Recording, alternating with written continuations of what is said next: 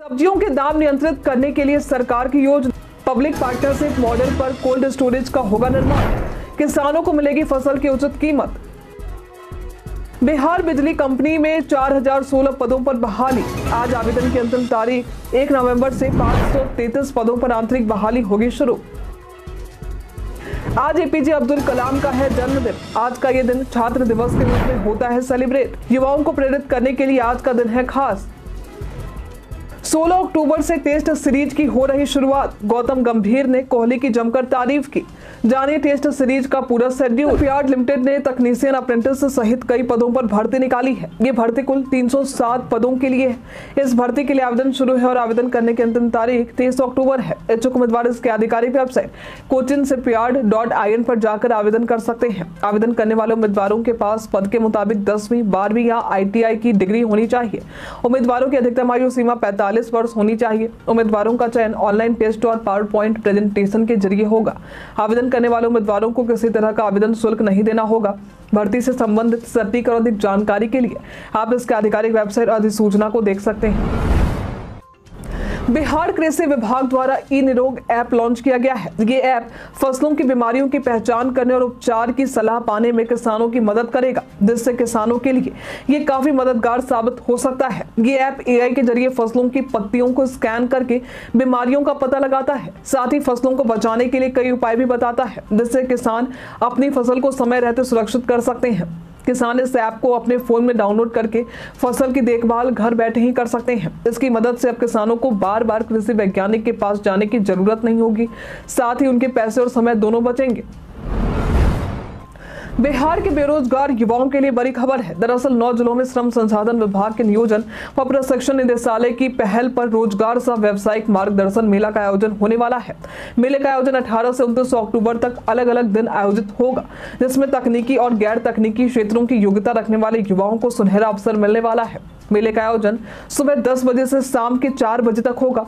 इसमें भाग लेने के लिए www.ncs.gov.in पर रजिस्ट्रेशन जरूरी है। मेले में भी रजिस्ट्रेशन करवा सकते हैं। आपको बता दें कि 18 अक्टूबर को नवादा के सरकारी ITI परिसर में, 19 अक्टूबर को कोसी कॉलेज परिसर खगड़िया में, 21 अक्टूबर को सरकारी ITI बेगूसराय में, 22 अक्टूबर को बिहार शरीफ ब्लॉक परिसर में, 23 अक्टूबर को इस्लामिया +2 हाई स्कूल शेखपुरा में, 24 अक्टूबर को Holi mission school Mohanpur road Samastipur में, 25 को ITI रामनगर परिसर दरभंगा में, 28 अक्टूबर को वाटसन +2 स्कूल मधुबनी में और वहीं 29 अक्टूबर को संयुक्त श्रम भवन सुपौल में मेले का आयोजन होने जा रहा है। आज भारत के प्रिय राष्ट्रपति और महान वैज्ञानिक डॉक्टर APJ अब्दुल कलाम का जन्मदिन है। आज का ये दिन यानी 15 अक्टूबर छात्र दिवस के रूप में मनाया जाता है। ये दिन युवाओं को प्रेरित करने और उनके लक्ष्यों को प्राप्त करने के लिए प्रोत्साहित करने का अवसर है। डॉक्टर कलाम का मानना था कि शिक्षा गरीबी और अंधकार से बाहर निकालने का सबसे प्रभावी हथियार है।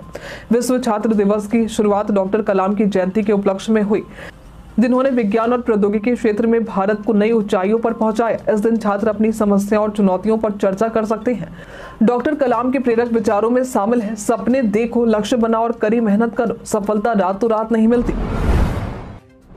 राज्य के 76,000 स्कूलों की GIS यानी जियोग्राफिकल इंफॉर्मेशन सिस्टम मैपिंग होगी, जिसमें स्कूलों का नक्शा, क्षेत्र पर पहुंचने के रास्ते, जनसंख्या और शौचालय जैसी सुविधाओं की जानकारी शामिल होगी। ये योजना शिक्षा का अधिकार अधिनियम 2019 के तहत लागू किया जाएगा, जिसका उद्देश्य सभी छात्रों को गुणवत्तापूर्ण शिक्षा प्रदान करना है। केंद्र सरकार नक्शों के आधार पर शैक्षणिक स्थितियों की मॉनिटरिंग करेगी और जरूरत के अनुसार सहायता प्रदान करेगी। GIS मैपिंग से ग्रामीण क्षेत्रों में शिक्षा के स्तर का पता चलेगा, जिससे नई योजनाओं का निर्माण और स्कूलों की कमी को पूरा करने में मदद मिलेगी। केंद्र सरकार ने 2025-26 से सभी राज्यों में ये प्रक्रिया अनिवार्य की है। प्रो कबड्डी सीजन 11 के लिए पटना पायरेट्स ने शुभम सिंधे को कप्तान और अंकित को उप कप्तान नियुक्त किया है। ये दोनों 18 अक्टूबर 2024 से शुरू होने वाली प्रतियोगिता में टीम का नेतृत्व करेंगे, जो चौथी चैंपियनशिप जीतने का लक्ष्य रखती है। 26 वर्षीय शुभम सिंधे, जिन्होंने 100 से अधिक मैच खेले हैं, अपनी अनूठी डिफेंडिंग शैली और अनुशासन के लिए जाने जाते हैं। वहीं 25 वर्षीय अंकित, जो 23 से अधिक मैच खेल चुके हैं, अपनी स्फूर्ति और गति से टीम को मजबूती देंगे। पटना पायरेट्स के CEO पवन राणा ने कहा है कि टीम अपने प्रशंसकों के लिए बेहतरीन कबड्डी पेश करने के लिए तैयार है। पटना पायरेट्स 2016 से लगातार सफलताएं प्राप्त कर रही है और ये अब तक की एकमात्र टीम है जिसने 3 बार लगातार चैंपियनशिप जीता है। राज्य के इंजीनियरिंग कॉलेजों में खाली सीटों पर एडमिशन के लिए छात्रों को एक बार फिर मौका दिया गया है। बीसीईसीबी ने रजिस्ट्रेशन के लिए अपना पोर्टल ओपन कर दिया है, जहां छात्र 16 अक्टूबर तक आवेदन कर सकते हैं। राज्य के 38 इंजीनियरिंग कॉलेजों में करीब 3412 सीटें खाली हैं। नामांकन जेईई मेन के स्कोर के आधार पर किया जाएगा। 17 अक्टूबर को रजिस्ट्रेशन में सुधार की प्रक्रिया होगी और 19 अक्टूबर को मेरिट लिस्ट जारी किया जाएगा। फ्रेश स्टूडेंट्स भी आवेदन कर सकते हैं और जिन छात्रों ने पहले आवेदन नहीं किया था वे भी इस बार रजिस्ट्रेशन कर सकते हैं। इसके अलावा जो छात्र स्पेशल काउंसलिंग में अनुपस्थित रहे थे वे भी इस राउंड में अपनी चॉइस फिलिंग कर सकते हैं। मनरेगा के तहत ग्रामीण क्षेत्र में रोजगार को लेकर बिहार सरकार ने बड़ा कदम उठाया है। इसके तहत बिहार सरकार द्वारा 7 अरब 90 करोड़ 85 लाख और 27,000 रुपए जारी किए गए हैं। आपको बता दें कि इस वित्तीय वर्ष पहले भाग की तीसरे किस्त के रूप में सामग्री मद और प्रशासनिक मद में केंद्र सरकार ने 7.90 अरब रुपए बिहार को दिए थे, जिसे सभी जिलों के लिए ग्रामीण विकास विभाग द्वारा जारी किया गया है। इसे लेकर ग्रामीण विकास विभाग के मंत्री श्रवण कुमार ने कहा है कि सभी क्षेत्रीय पदाधिकारियों को आने वाले प्रमुख त्योहारों को देखते हुए विशेष तैयारी करते हुए कई निर्देश दिए गए हैं। वहीं जॉब कार्ड बनाने के लिए इच्छुक लोगों से आवेदन प्राप्त कर निर्धारित समय सीमा के अंदर जॉब कार्ड उपलब्ध करवाए जाए और ससमय मजदूरों को रोजगार दिया जाए ताकि योजना तीव्र गति से पूरा हो सके। इसके लिए लगातार प्रयास किया जा रहा है। अक्टूबर की शुरुआत के साथ ही हल्की ठंडी शुरू हो गई है, जिससे लोगों ने एयर कंडीशनर का इस्तेमाल बंद कर दिया है और फ्रिज का उपयोग भी कम कर दिया है। हालांकि सर्दियों में फ्रिज को बंद करने की बजाय इसे 2 से 5 डिग्री सेल्सियस पर सेट किया जा सकता है। इससे दूध, सब्जियां और पका हुआ खाना ताजा रहेगा और बिजली का बिल भी कम आएगा। अधिक ठंड या गर्म तापमान पर फ्रिज का तापमान सेट करना सही नहीं है, क्योंकि इससे खाद्य पदार्थ खराब हो सकते हैं। ठंड में फ्रिज का उचित तापमान बनाए रखने से ये लंबे समय तक सही काम करेगा। इसलिए फ्रिज को बंद करने की बजाय उसे सीमित तापमान पर चलाना अधिक फायदेमंद है।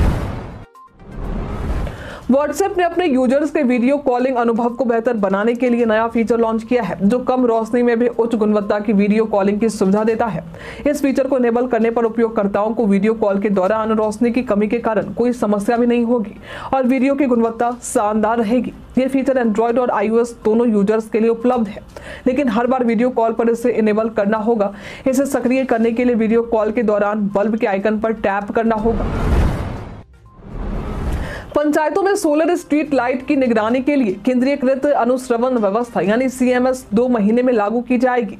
इससे जिला और राज्य स्तर पर यह जानकारी मिलेगी कि सोलर लाइट कब जल रही है और कितनी दिनों से खराब है, जिससे मरम्मत में तेजी आएगी। सभी स्तरों पर एक डैशबोर्ड पर सोलर लाइट की स्थिति देखी जा सकेगी और जिलों में टीवी स्क्रीन पर आम जनता भी अद्यतन जानकारी प्राप्त कर सकेंगे। CMS के जरिए सोलर लाइट की जलने की अवधि, प्रकाश गुणवत्ता और बैटरी की स्थिति की जानकारी मिलेगी। पंचायती राज विभाग ने बताया कि राज्य में मार्च 2025 तक 8.76 लाख सोलर लाइट लगाने का लक्ष्य है, जबकि अब तक 3,67,000 लाइटें स्थापित की जा चुकी हैं। बिहार के 15 जिलों के जिलाधिकारी 2 से 27 दिसंबर 2024 तक लाल बहादुर शास्त्री राष्ट्रीय प्रशासन अकेडमी मसूरी में अनिवार्य मध्य सेवा कालीन प्रशिक्षण के लिए जाएंगे। इस प्रशिक्षण में 2012 से 2016 बैच के कुल 22 IAS अधिकारियों का समावेश है। सामान्य प्रशासन विभाग ने इन अधिकारियों का ऑनलाइन निबंधन के लिए जानकारी दी है, जो 4 नवंबर 2024 तक चलेगा। प्रशिक्षण के दौरान सरकार दूसरे अधिकारियों को जिलों का अतिरिक्त प्रभार सौंपेगी। प्रशिक्षणों में ईक आयुक्त अनिल कुमार झा, खगड़िया के DM अमित कुमार पांडे, समस्तीपुर के DM रोशन कुमार कुशवाहा और कई अन्य शामिल हैं। ये प्रशिक्षण अधिकारियों के लिए आवश्यक कौशल और ज्ञान में वृद्धि करेगा।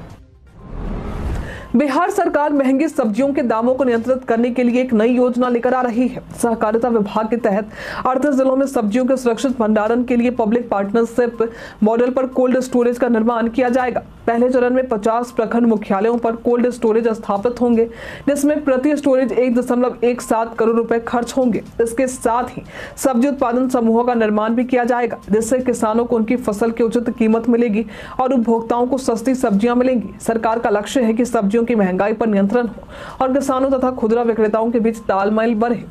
इसके अलावा हर खेत तक पानी पहुंचाने के लिए 29,000 योजनाओं पर कार्य किया जाएगा। बिहार बिजली कंपनियों में नियमित बहाली के तहत 4016 पदों पर बहाली होगी, जिसमें तकनीशियन ग्रेड 3 में 2156 पद, जूनियर अकाउंट्स क्लर्क में 740 पद, कॉरेस्पॉन्डेंस क्लर्क में 806 पद, स्टोर असिस्टेंट में 115 पद और सहायक व कनीय अभियंताओं में क्रमशः 86 और 113 पद शामिल हैं। आज आवेदन की अंतिम तारीख है। आप इसके आधिकारिक वेबसाइट www.bspHCL.co.in पर जाकर आवेदन कर सकते हैं। इसके अलावा बिहार में बिजली कंपनियों में आंतरिक पदों पर बहाली होने वाली है। ये बहाली 533 पदों पर होगी। उम्मीदवारों का चयन Bihar state power holding company एवं इसके अनुषंगी कंपनियों में कार्यरत कर्मियों से परीक्षा के आधार पर भर्ती की जाएगी। उम्मीदवार 1 से 15 नवंबर तक ऑनलाइन आवेदन कर सकते हैं। भर्ती के तहत सहायक अभियंता के 58 पद, कनीय अभियंता के 214 पद और कॉरेस्पॉन्डेंस क्लर्क के 150 पदों पर भर्ती होगी।